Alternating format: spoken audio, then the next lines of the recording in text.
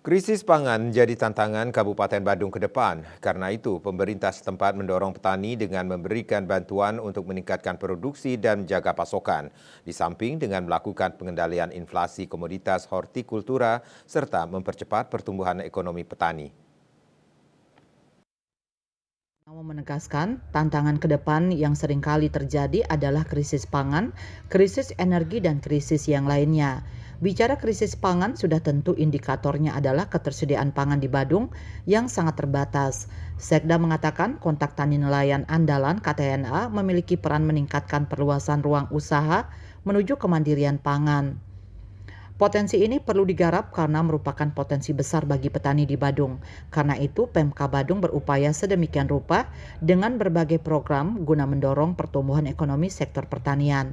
Badung adalah daerah turisme yang notabene kebutuhan pangan tidak hanya untuk kebutuhan masyarakat, tetapi juga wisatawan yang datang ke Badung.